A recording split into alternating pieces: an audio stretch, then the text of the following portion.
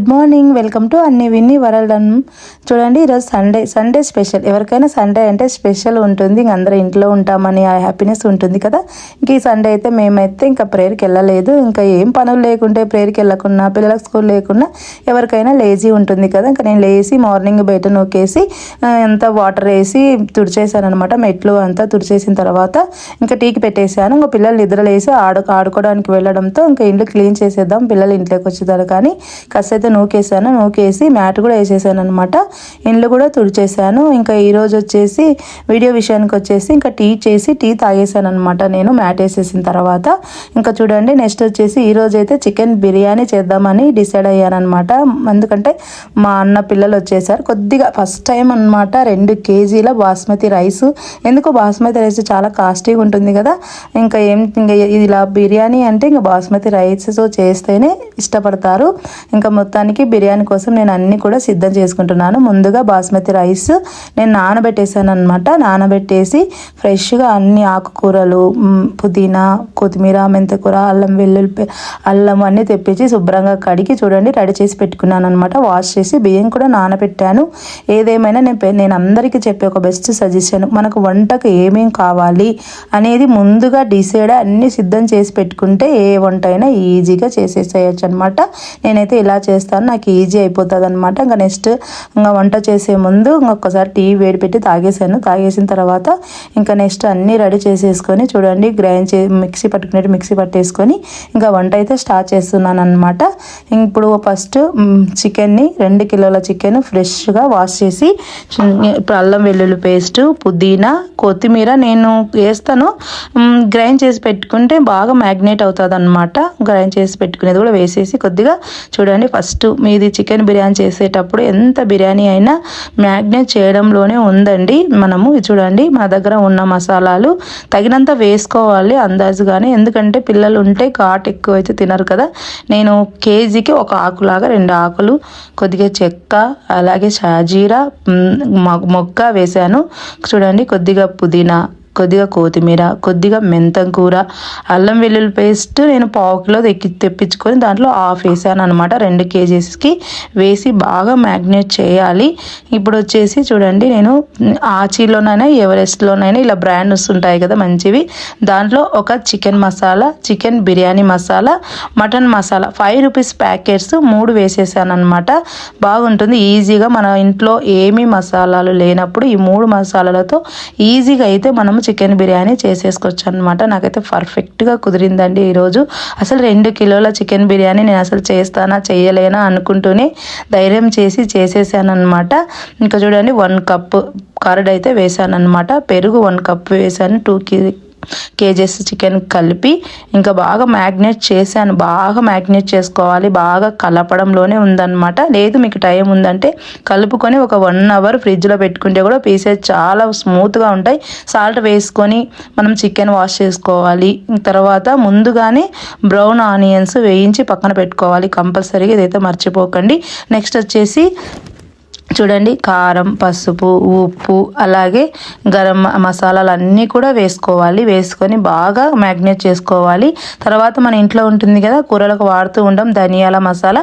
ఆ ధనియాల మసాలా కూడా ఒక 2 స్పూన్లు వేసాను. కేజీకి 1 స్పూన్ లాగా 2 స్పూన్లు వేసేసాను. నెక్స్ట్ వచ్చేసి జీలకర్ర పొడి, వేయించిన జీలకర్ర పొడి ఉంటే 1 స్పూన్నర వేసుకోండి. జీలకర్ర పొడి వల్ల కూడా మన చికెన్కి మంచి టేస్ట్ అయితే వస్తుందన్నమాట. మీరు వీడియోలో చూస్తున్నారు, నేను బాగా మ్యాగ్నేట్ చేస్తున్నాను అనమాట. నెక్స్ట్ వచ్చేసి ముందుగానే బ్రౌన్ ఆనియన్స్ వేయించి పెట్టుకోవాలి.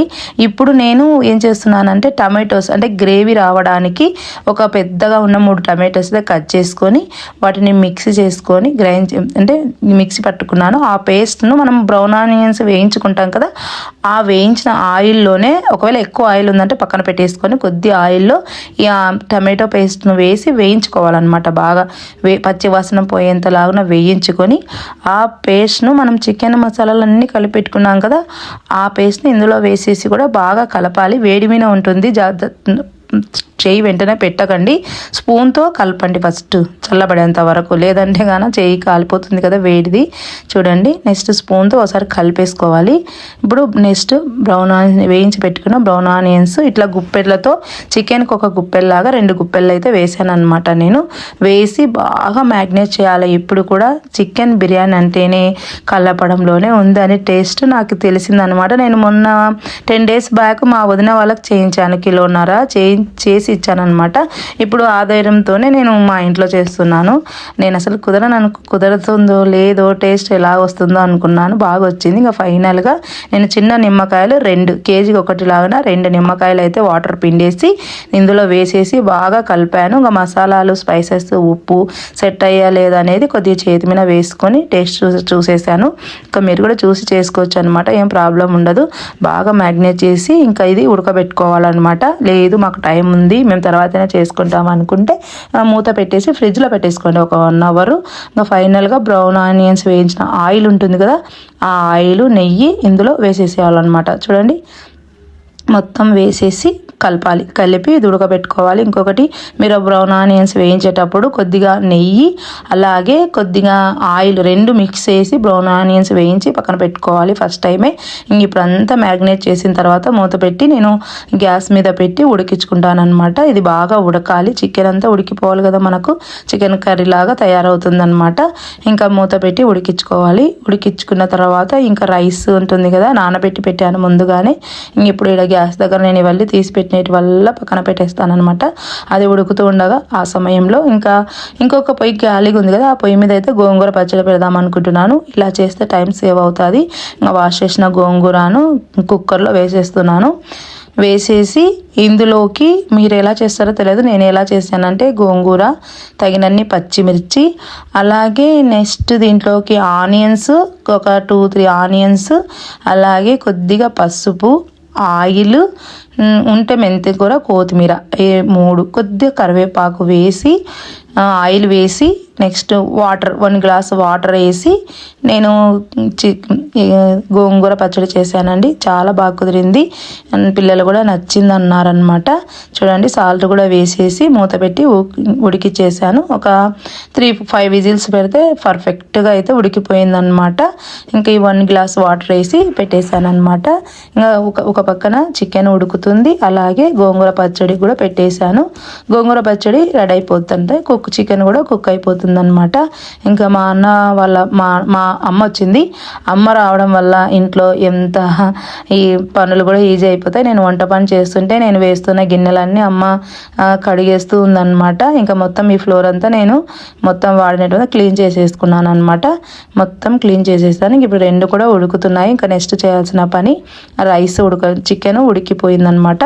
చికెన్ ఉడికిపోయిందని చూసుకొని పీస్ కూడా మీరు ఇట్లా టచ్ చేసి చూసుకోవచ్చు అనమాట. మధ్యలో కొద్దిగా కలుపుతూ ఉండండి, అడుగంటకుండా చూసుకోండి.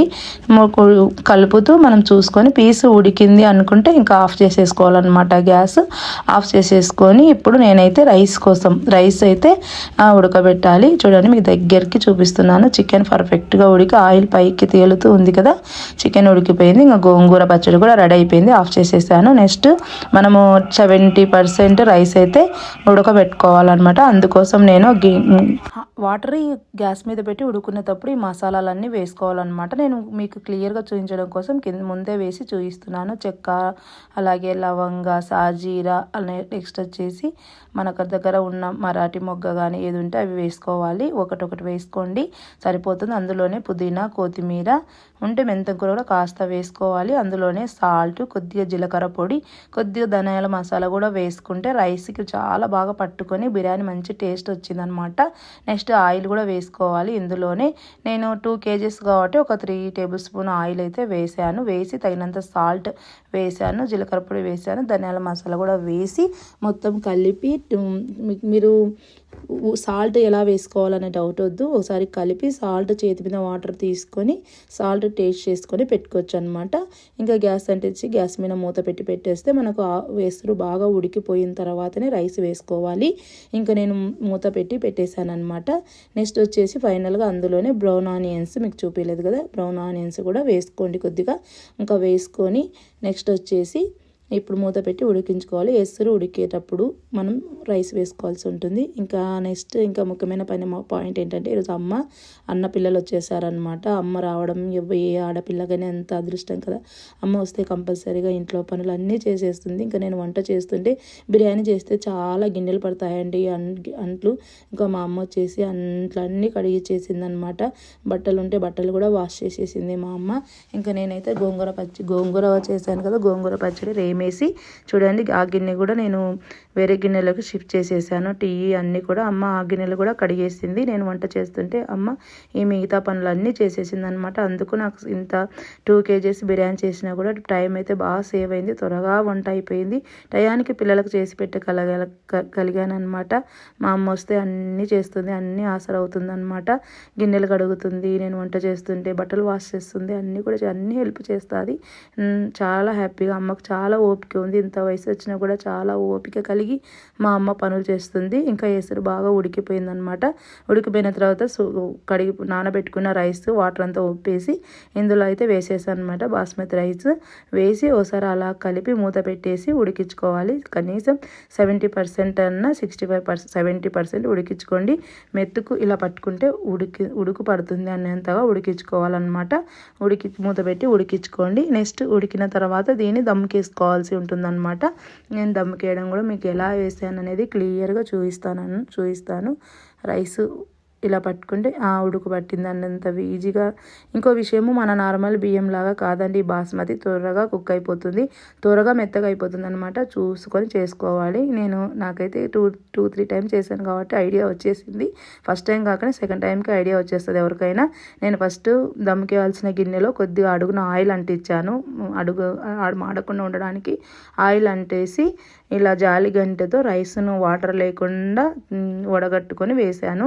నెక్స్ట్ ఇలా వేసుకోవడం నేనైతే ఒక్కసారి దమ్ముకేస్తున్నాను.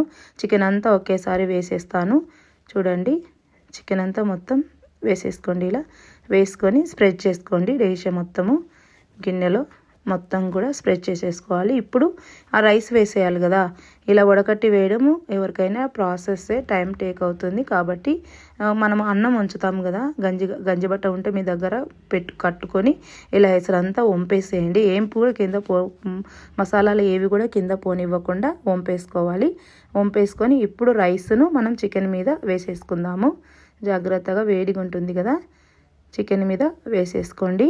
అసలు నాకు చాలా హ్యాపీ అనిపించింది ఈ సండే. ఎందుకంటే నేను 2 kgs బిర్యానీ చేశాను అంటే నాకు చాలా హ్యాపీ అనిపించింది. ఇంకో విషయం, మా ఆయనకు నేను ఏం చేసినా నచ్చదు.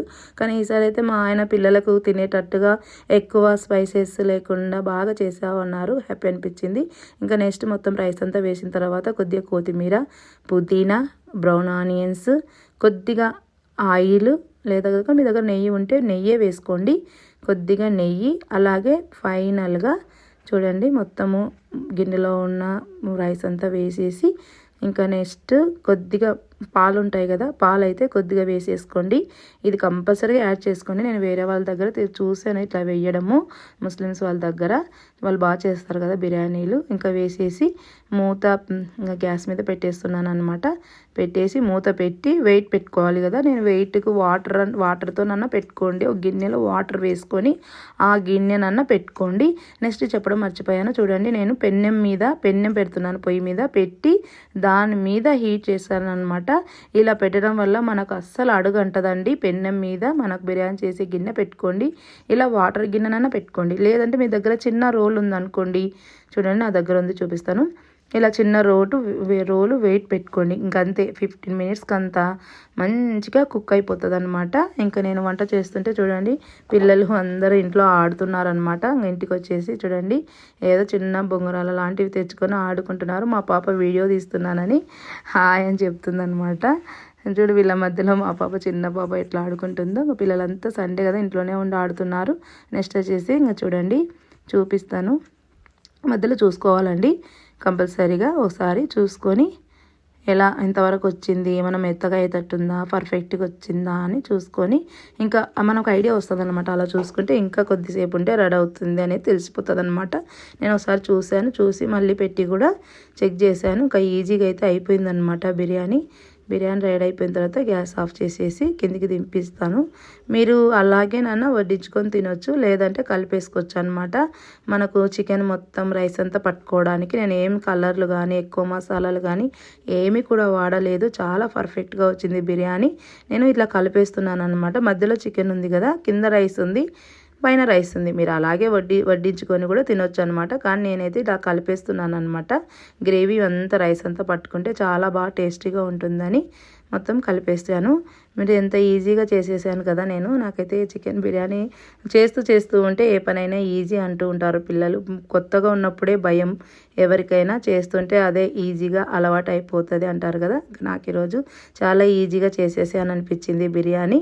ఇంకా నెక్స్ట్ బిర్యానీ కోసం నేను గోంగూర పచ్చడి, ఇప్పుడు పెరుగు పచ్చడి అయితే కలుపుతున్నాను. ఒక గిన్నెలోకి మా అమ్మ ఆనియన్స్ కూడా కట్ చేసి ఇచ్చిందనమాట. ఇంకా ఆనియన్స్లో పెరుగు వేసేసి కొద్దిగా సాల్ట్ వాటర్ వేసేసి ఇంకా నేనైతే పెరుగు పచ్చడి కలిపేసాను అనమాట.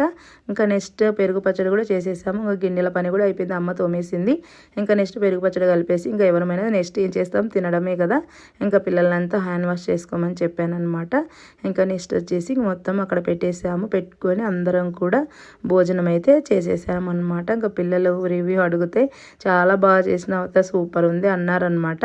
ఇంకా నాకు కూడా హ్యాపీ అనిపించింది. చూడు మా పాప కూడా ప్లేట్లో అన్నం పెట్టించుకుంటుంది అనమాట. ఇంకా చాలా నచ్చింది అందరికీ. ఈరోజు నాకు కూడా చాలా హ్యాపీ అనిపించింది. 2 కేజీస్ హోటల్ స్టైల్లో కుదిరింది అనమాట ఈరోజు బిర్యానీ. బయట మనం ఎలా తెచ్చుకుంటామో అలాగే పర్ఫెక్ట్గా నాకు 2 కేజీల బిర్యానీ అయితే కుదిరింది. ఇంకా నెక్స్ట్ వచ్చేసి అందరం భోంచేసిన తర్వాత ఇంకా మొత్తం సర్దేసి ఇండ్లు అయితే సర్దేశాను, క్లీన్ చేసేసాను అనమాట. నవ్వాడు వీడియో తీస్తుంటే. ఇంకా మా అమ్మ చూడండి బట్టలు కూడా వాష్ చేసేసింది. ఇంకా నేను ఇంట్లో కసు నొక్కేసాను అనమాట. ఇంకా గ్యాస్ కట్ట కూడా తుడిసేసాను. ఇంతటితో ఈ వ్లాగ్ అయితే ముగిసింది. ఇంత హ్యాపీగా ఇంత ఈజీగా నేను బిర్యానీ 2 కేజీల బిర్యానీ ఫస్ట్ టైం చేసినా కూడా పర్ఫెక్ట్గా హోటల్ లాగా వచ్చింది. నచ్చితే సబ్స్క్రైబ్ చేసుకోండి.